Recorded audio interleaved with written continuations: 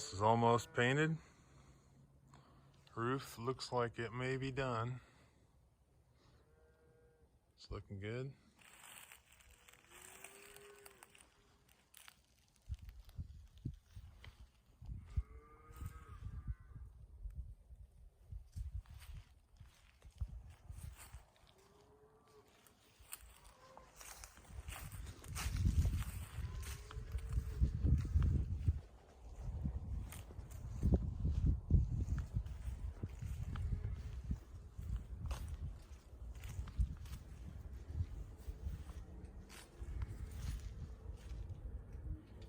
Just that little bit more there.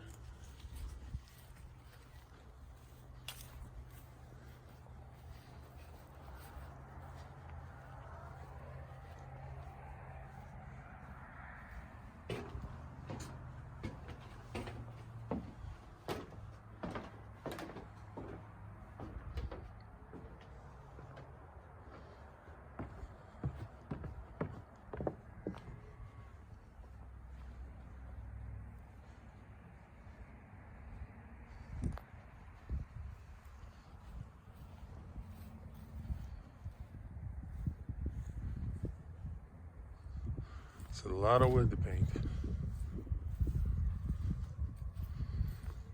A lot of kitty cats.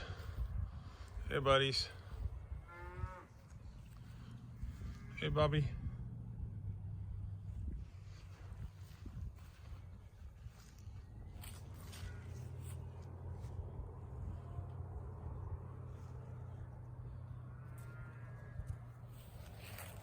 Hey, Bobby. Come here, buddy.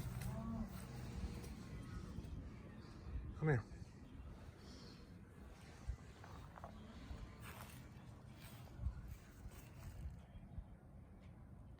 Motion. Because you can't, this thing can't freestand on its own. You can't say, there's nothing been modified.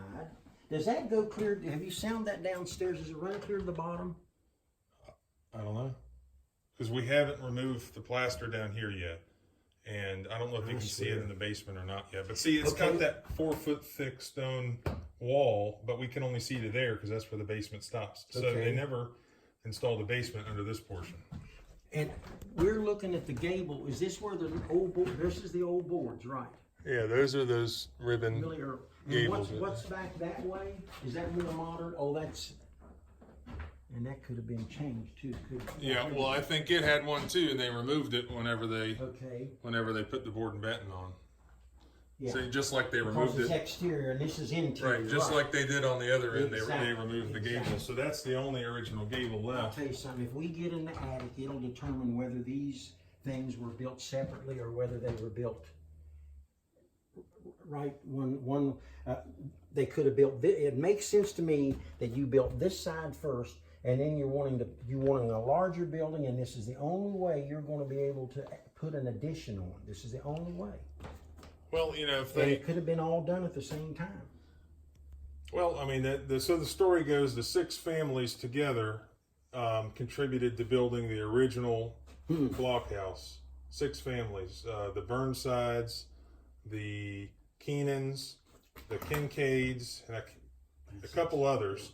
So they all contributed to the original blockhouse structure, and then they all built their separate forts. So, but we also know that there was Virginia militia garrisoned here until the early 1780s. So they would have needed more room. So, I mean, we're talking about a long period of occupation very early on. So John, that's why I was thinking, yeah, this was added afterwards, but still, I think 18th century because of I do too, the John. nails. I don't doubt. No. This can't stand on its own. You know, it's dependent on the wall of an existing building. And like I said, they may have built that, and then the next project they're over here building this. But boy, that is so 18th century, and this is what I've tell been me looking again for. what you were telling me about that. So that is a timber frame casing, and so it's just a window casing. It was the true casing, John. If you took this piece out of here, originally here's your notch for your header. You had another one of these over here. You had a header over here, and it looks like that is, you know, it's primitive. So they probably had a shuttered window here. But this is the Graham house has this same thing. The militia building in Lewisburg has a timber framed casing. And see, it is also supporting, there ought to be pegs in here that are going to here to help support these logs. Yeah, just like over there. Exactly. Yeah. But see, that's the old Scotland way of doing it. This is 99% of your log houses, John, this is what they've got in them. They've either got a Scotland board nailed in, or they've got an old Scotland board pegged in. Mm-hmm. Now, see right over here, I'll bet you that was that other timber frame that's missing. You know, and when you take that off, if you took that off, you're gonna find those peg holes in that wall. Yeah, we can take one on this end then. No, they used the tongue and groove floorboard on this side too. Boy, look how much they opened. I'll guarantee you they opened that up from originally. Boy, what a hell of a, opening they put in that.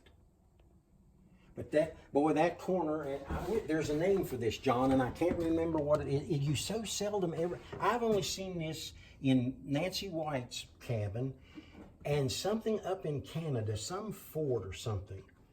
And look how big this one is that they used, because I guess because they were joining it. Yeah. I mean, that's a hell of a beam right there. Yeah. I really think that it. And look here at your log. Now here, this is interesting too, John. Look here, this log, see, was axed off. It's never been. Now that would be an interesting thing to look at. See, this has all been done with. They didn't have a crosscut saw. Let's see. I don't think there's a saw. No, that's an axe. Let's see, nobody's tampered with that. See, that's another thing is how did they? What kind of tool? There's your axe again. They're cutting the overhangs off with an axe. That's old as hell. Now, what are these corners? See, it'd be interesting to see, but we can't because of the weather. Well, you can see it's pretty good right here. Yeah. I mean, that's pretty primitive. Look at that. Boy, and they probably didn't dress, it's probably not dressed on this side, but you just can't quite see the damn saw curve. You cannot. If they were building a fort, I can't imagine them, bothering to clean the ceiling up, so to speak. But it ought to just been rough lumber all the way around. And boy, there's your raft. And here's some of those shingles stuck in here. I guess the let's see, chestnut shingles. Oh yeah, buddy. Yeah. So that's American chestnut. Yeah, and see there you are. They're 1/2 inch. They'll run 16. They run a shingle. I've measured them within a 100-mile radius, and most of these things will run 16 to 18. Yep, there you are. So here's the key that was found out here at the fort, and it was literally found in the grass right about here, right about there. And when Jim Costa was here the other day looking at the old smokehouse, he was talking about how old the door was here and that it had been repurposed there. It had come from somewhere else. That those were all rosehead wrought nails in the construction of it. And so Bill, who had found this key, said, well, you ought to see if that'll go in that keyhole. So let's try it out. I haven't tried it yet.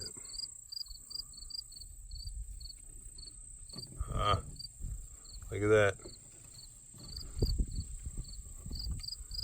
I bet you that was it. That door was probably on the fort.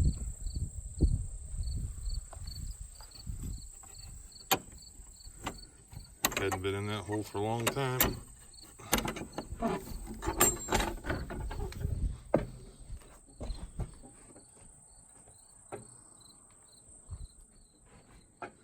Another look at the back of it.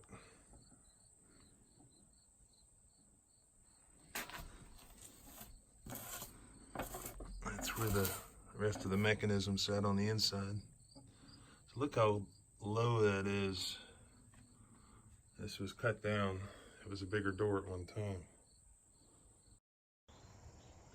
Here we are at the Green Hill Cemetery above Union, West Virginia. Just walking around. And there's a big Johnson obelisk that fell. That's the guy that lived in our house.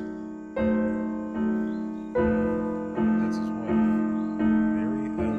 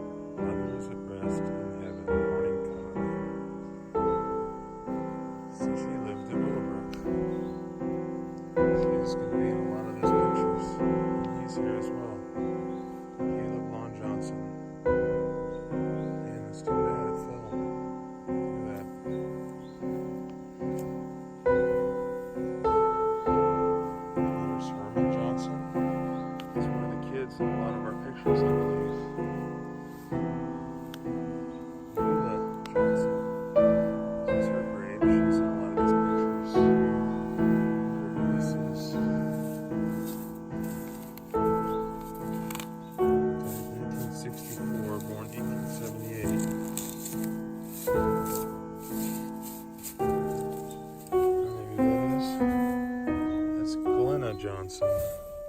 She's one of the young girls that are in all those pictures having a great time at Willowbrook.